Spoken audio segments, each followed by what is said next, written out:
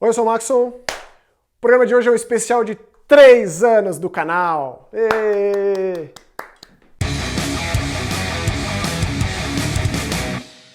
1º de outubro de 2015, cá estava eu com a minha luva do Fred Krueger falando sobre o falecimento do Wes Craven. Assim começou esse canal, então pensa. E se você assistiu os vídeos lá de trás, você vê que eu fiquei um pouquinho mais acelerado, porque era lento, né? Tipo, eu me sentia meio inibido aqui. Eu uso esses programas como um exercício mesmo, terapêutico, de conseguir falar melhor, de prostrar a voz, exercício de eloquência, etc, etc. É meio que terapêutico isso. Agradeço a todo mundo que está aqui 3 anos depois, as pessoas novas, quem caiu aqui de paraquedas, as pessoas que curtem terror, todo mundo que comenta nos vídeos e que geram debates super interessantes sobre assuntos, às vezes não muito legais, de filmes porcaria, ou de filmes muito legais, ou de jogos independentes, de jogos grandes, ou de quadrinhos, de livros, etc, etc. É demais que vocês estejam aqui 3 anos depois, é inacreditável que eu ainda esteja fazendo isso, e que nunca tenha deixado de entrar um vídeo nas famigeradas quintas-feiras. Então é religioso, nunca deixou de ter, nunca deixará de ter, espero eu. Enquanto eu puder, tiver na minha alçada, tiver no meu alcance, espero conseguir produzir esse conteúdo aqui, porque é com muito prazer que isso acontece. Agradeço todo mundo aqui da agência da WTF, ao Bruno que está sempre atrás da câmera gravando para mim, a Raíssa que tem sido a editora recente, a Fernanda que já editou o programa, o Lucas, o Nelson que veio me dar um empurrãozinho que eu precisava para fazer isso, todo mundo envolvido. Agradeço de coração, o Mas Que Horror é um grande presente para mim e eu compartilho isso com vocês, é uma alegria.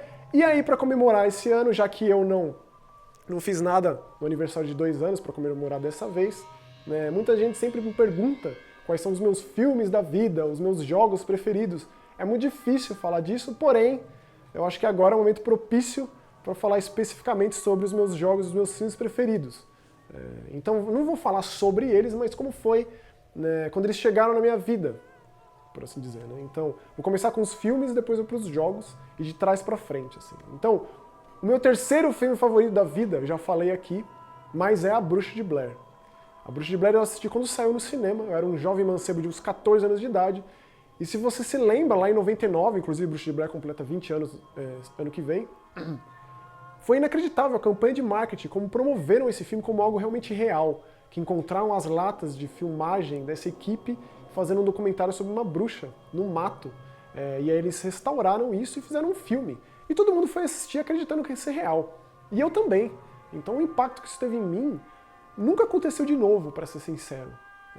O quão impressionado eu fiquei, como eu saí da sala. E como isso se estende de tipo 15, 16, 17 anos depois disso. É inacreditável que isso ainda funcione. A explosão foi tão grande que só a Atividade Paranormal foi bancar e bater de frente em termos de custo-benefício de um filme, né? Porque até então Bruxa de Blair era o grande filme que mais faturou, o tanto que custou e o tanto que arrecadou. Então, sem dúvida nenhuma, e eu ainda sou um grande fã de found footage, né, de falso documentário, material encontrado, Bruxa de Blair, terceiro lugar nessa minha lista de filmes preferidos da vida.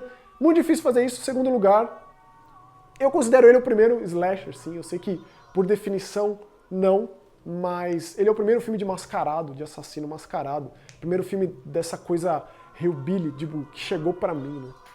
Eu já era muito fã de Fred, muito fã de Jason, já era fã do Mestre dos Desejos, de Candyman, Natal Sangrento, Noite do Espanto, eu assistia tudo. Eu era na locadora e alugava tudo, por mais que eu alugasse muitos filmes repetidos, tipo, eu sempre alugava o Sexta-feira 13 parte 8, sei lá porquê, eu sempre alugava o Sexta-feira 13 parte 3, e o A Hora do Pesadelo parte 3, mas quando o Massacre da Serra Elétrica chegou pra mim, eu já era um pouco mais velho.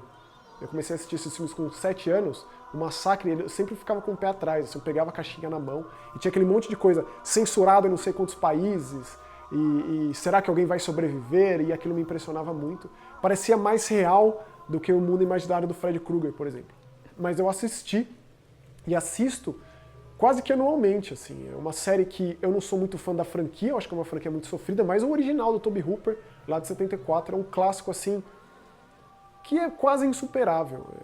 Não sei, agora tem papos de que talvez vire série de TV. Eu acho que é um caminho muito frutífero para filmes, especialmente esses antigos, que os caras não conseguem resgatar, os produtores não conseguem resgatar de jeito nenhum. E para série de TV, deu certo com Evil Dead, deu certo com o Exorcista, vai saber. Então, o impacto do Leatherface, da família de canibais ali, daquela cena do jantar, deles chegando até lá, da fuga no final, da dança com o pôr do sol, e de tudo aquele realismo, né? O jeito que foi filmado, as condições precárias, o cenário, tudo muito real. O fato de não ter sangue e não ter muita carnificina faz com que o seu imaginário trabalhe muito. A cena do martelo, a primeira das mortes com o martelo na cabeça, é um impacto muito grande. Então, sem dúvida nenhuma, segundo lugar na minha listinha de filmes da vida, o Massacre da Serra Elétrica, que nos leva ao primeiro lugar, que já fica meio que por consequência, acaba sendo O Exorcista. O Exorcista, muito provavelmente, é um filme que eu mais assisti na minha vida inteira. Eu sei ele meio que de cor, assim, várias falas e tal. E eu assisti ele quando eu tinha 11 anos pela primeira vez. Sozinho, aluguei a fita escondido. Não que os meus pais não deixassem eu assistir isso, mas rolava, assim, os problemas com esse lance mais religioso da coisa. Então a profecia, eu lembro de um dia pegar na mão, e aí, tipo, esse não. E aí, com o Exorcista, eu fui sozinho na locadora e peguei. Agradeço a moça que me deu o filme lá, tipo... Eu sempre tive essa vantagem, entre aspas, eu sempre fui muito alto, então ninguém ia saber que um moleque ali pedindo o Exorcista tinha, de fato, 11 anos de idade. Foi assim que eu caí naquele filme, que foi a primeira vez que eu deixei de dormir depois de assistir esse filme. E se eu assisto esse filme hoje em dia, já com 33 anos de idade, né, ele ainda causa efeitos em mim. Se eu assisto ele e eu gosto de assistir ele de noite, sozinho, criar um climão ali, como eu sempre faço, é um filme especial demais, com atuações convincentes demais. Tem muita coisa dada naquele filme lá, né? Tipo, entregue, digamos assim. As atuações são muito próximas nesse aspecto, e conta uma história, porque por mais absurda, parece que pode acontecer tipo com a tua prima, assim. A Reagan poderia ser um membro da tua família. E é sempre esse tipo de associação que é difícil de criar no terror, porque ou às vezes funciona inversamente proporcional a isso, ou você quer que aquela pessoa saia daquela situação de tortura, daquele martírio ali, você quer ver ele livre daquilo, que é o caso. Você luta com ela contra a presença desse Pazuzu. E pra mim, Exorcista ainda tem a cena mais assustadora da história do cinema, que é o sonho do padre Karras, que ele sonhou com a mãe dele falecida, né, recém-falecida, que fica o som dele respirando, ressonando de fundo, e ela entrando no metrô e ele chamando. É absolutamente assustador, eu fico arrepiado de lembrar, com aquele lampejo subliminar do rosto do Pazuzu, né, que corta pra cena da Reagan gritando, sendo injetada no hospital por médicos, né, com uma agulha. Fantástico, obra de arte, insuperável, supremo, o filme de terror definitivo. Por mais clichê que tudo isso possa parecer, esse é o meu filme de terror favorito. Então eu gostaria de conversar com vocês sobre isso, e agora eu vou para os jogos de videogame, os meus 3 jogos da vida que definem o meu caráter, como esses filmes também definiram o meu caráter. É bom dizer que eu sempre consumi terror, eu sempre fui um assíduo fã de terror, em quadrinhos, em cinema, em séries de TV, eu era maluco em Contos da Cripta e Além da Imaginação, por exemplo. Arquivo X chegou na minha vida, eu já era adolescente, e o Mulder foi meu melhor amigo. Então eu era um assíduo consumidor de produto terror. Mas o cinema e o videogame sempre foram as grandes frentes. Então, começando do terceiro lugar, meu terceiro jogo favorito, é muito difícil falar disso, tá? Tipo, falar de uma franquia inteira e escolher um é extremamente complicado. Então vai do meu estado emocional, mental, psicológico de hoje em dia. Como eu vejo as coisas hoje, como eu analiso as coisas hoje, então é daí que eu vou colocar essa lista. Por isso mesmo que eu resolvo escolher o Silent Hill 2 no meu terceiro lugar, uma franquia que eu amo de paixão, também uma franquia muito sofrida. Quem é fã de Silent Hill sabe a dor que é, depois do fim dos Silent Hills, o projeto dos sonhos, que foi simplesmente abortado, né? E o Silent Hill 2 hoje em dia, como um cara que estuda roteiro, escreve roteiro, que é fã desse lado, tem nele uma das histórias mais impressionantes, com um elenco de personagens mais inesquecíveis e que conta muitas frentes de terror diferentes, né? O trauma da Angela, do Ed, da Laura, o papel da Maria, da Mary, o lance do James, é tudo muito impactante, muito icônico, e a figura do Pyramid Head como uma das mais simbólicas do terror, não só em videogame, né? Infelizmente isso foi transpassado para o cinema de uma forma extremamente enlatada, convencional e fraca, tosca, mas ainda assim o Pyramid Head está no imaginário também de quem não joga videogame. O filme fez isso também. Então o Silent Hill 2 seria o meu terceiro jogo favorito da vida, que nos leva ao segundo lugar, que também é de uma franquia que eu amo de paixão, minha franquia favorita. Então eu escolho o Resident Evil Remake de 2002 como meu segundo jogo favorito de todos, como meu Resident Evil favorito. A reimaginação do jogo o remake, né, do jogo de 96, do clássico de Shinji Mikami da Capcom, também para mim o survival horror definitivo. Nada foi feito além, nada excedeu esse jogo em nenhum aspecto, tanto visual, quanto de elenco, quanto de criaturas especialmente. Ele pega o filme trash, a desgraceira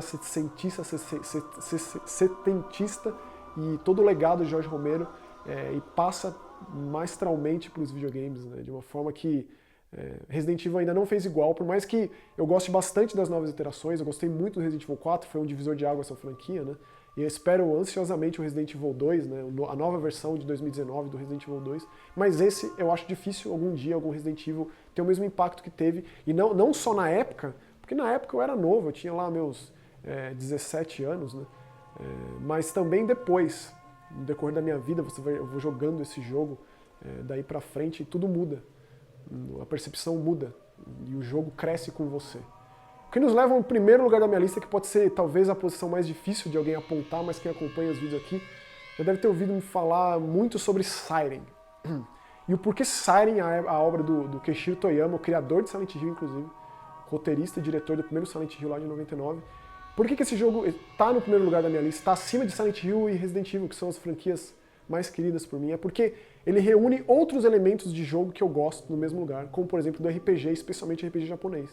Não é todo dia que a gente vê um jogo de terror com 50 horas de duração, que a gente controla 10 personagens diferentes, com frentes desde um padre até uma garotinha do ensino fundamental, um caçador idoso, um médico, uma repórter que era uma ex-celebridade, ou simplesmente um adolescente que é curioso, com lendas folclóricas e resolve ir até a ilha, a floresta, a região de Hanuda, no Japão, e atrapalhar uma cerimônia ancestral para apaziguar os ânimos de um deus, de uma criatura que existe desde tempos imemoriáveis. Assim. Então, essa história toda do folclore, todos os elementos históricos, a importância dos personagens, a alta dificuldade, especialmente as criaturas, os chibitos como um monstro novo, faz com que esse jogo seja, para mim, inatingível. Siren é uma franquia que só tem 3 jogos, infelizmente. O Forbidden Siren 2, como ele foi chamado na Europa, só foi lançado em inglês fora do Japão, na Europa. E aí o New Translation, o Blood Curse, que seria o mais recente capítulo lá de PS3, ele saiu numa época que os jogos episódicos não eram bem recebidos, ou não eram nem sequer imaginados, concebidos. Ele foi extremamente vanguardista nesse aspecto também, acabou sendo sua ruína.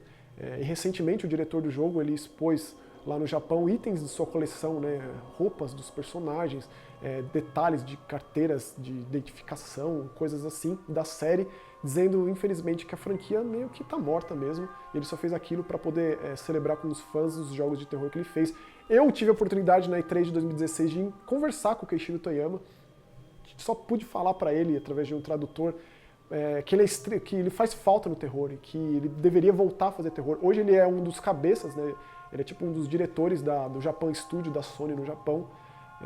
Então, sei lá, ele fez Gravity Rush, são os jogos mais recentes dele. Não sei se um dia ele voltaria pro terror, mas o terror sente a falta desse cara.